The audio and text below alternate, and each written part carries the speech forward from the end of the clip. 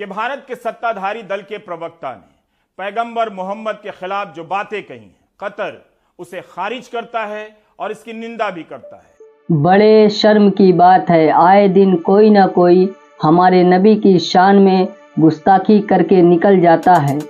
ऐसा कोई कैसे कर सकता है?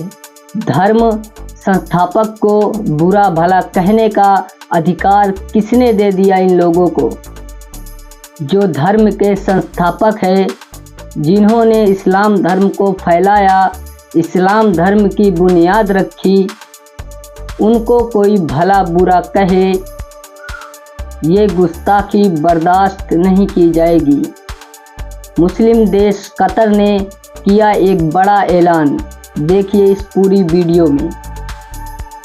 नमस्कार, मैं रवीश कुमार। भारत में मुसलमानों के खिलाफ हो रही हिंसा को लेकर प्रमुख रूप से अमेरिका ही बोलता रहा है, लेकिन खाड़ी देश प्राय चुप रहे। कतर, कुवैत, सऊदी अरब और ईरान ने कभी इतना मुखर होकर कुछ नहीं कहा। भारत के 4 बड़े व्यापारिक साझेदार हैं, ट्रेडिंग पार्टनर। अमेरिका और चीन के बाद संयुक्त अरब अमीरात और सऊदी अरब का नंबर आता है। खाड़ी के देशों ने हमेशा भारत के साथ धंधे को ऊपर रखा है, धर्म को पीछे।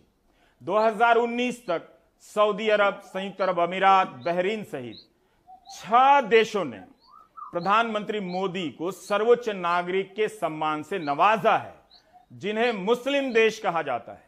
इनमें से कतर और सऊदी एक दूसरे के विरोधी माने जाते हैं। सऊदी अरब और ईरान के बीच भी दुश्मनी चलती है। तब भी सबने मिलकर इन प्रवक्ताओं के बयान की निंदा की है और भारत से माफी मांगने की बात कही है। यह ट्वीट दूरदर्शन न्यूज का है तो 5 जून का, लेकिन 2016 का। रविवार को भी 5 जून ही था जब कतर भारत को लेकर आपा खो रहा था। इस ट्वीट के अनुसार 5 जून 2016 को प्रधानमंत्री दोहा में थे। वहां उन्होंने कतर को दूसरा घर कहा। क्या आपको पता था कि कतर प्रधानमंत्री का दूसरा घर है? और यह बात प्रधानमंत्री ने कही है।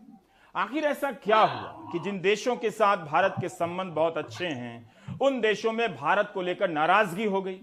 दुकानों से भारतीय उत्पादों को हटाया जाने लगा। कतर, कुवैत, ईरान जैसे देश भारत के राजदूतों को बुलाकर अपनी नाराजगी का नोटिस थमाने लगे और माफी मांगने की बात करने लगे।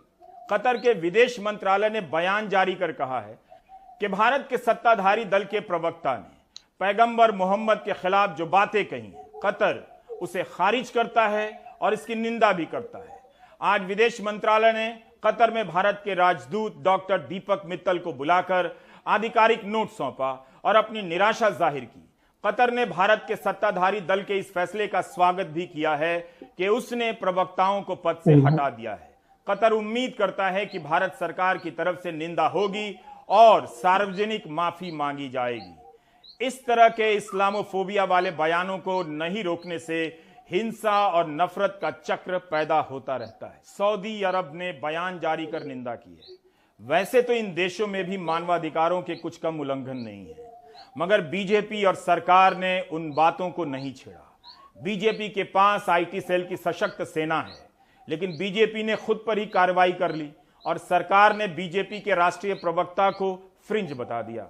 क्या इसलिए कि भारत के लिए बचाव करना मुश्किल हो गया था? प्रधानमंत्री मोदी हर साल पैगंबर मोहम्मद के जन्मदिन पर ट्वीट करते हैं। उनके बारे में उनकी ही पार्टी के प्रवक्ता अनाप शनाप टीवी पर बोल रहे हैं, ट्विटर पर लिख रहे हैं, और 10 दिनों तक पार्टी कोई एक्शन नहीं ले सकी। यही संदेश जा रहा था कि पार्टी ऐसे बयानों और प्रवक्ताओं के साथ खड़ी है। इतनी बड़ी पार्टी की हालत देखिए। रविवार को अरुण सिंह ने एक पत्र जारी किया। उसमें लिखा ही नहीं कि क्यों जारी किया जा रहा है। ललित निबंध सा लिखा आया कि भाजपा सभी धर्मों का सम्मान करती है।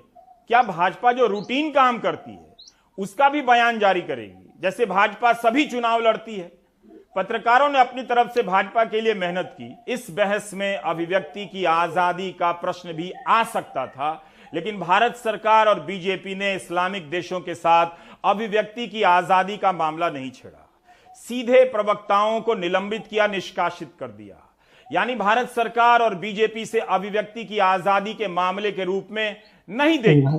यह कितना दुखद है कि भारत में भी लोग ऐसे बयानों पर लगाम लगाने की बात कर रहे थे, मगर सरकार और बीजेपी ने कोई कार्रवाई नहीं की। मगर वही बात अरब देशों ने की। तो 3 घंटे की नाराजगी के भीतर उन प्रवक्ताओं के खिलाफ कार्रवाई भी हो गई। काश भारत सरकार अपने लोगों की आलोचनाओं पर ज्यादा भरोसा कर लेती। भारत इसके लिए भी इन देशों को ललकार सकता था, अभिव्यक्ति की आजादी को लेकर आपत्ति दर्ज करा सकता था। क्या ऐसा हुआ है? मुझे इसकी जानकारी नहीं है। वीडियो अच्छी लगी तो वीडियो को ज़्यादा से ज़्यादा शेयर करें, सब्सक्राइब करें चाहे ना करें, लेकिन वीडियो को शेयर जरूर करें। मिलते हैं अगले वीडियो में।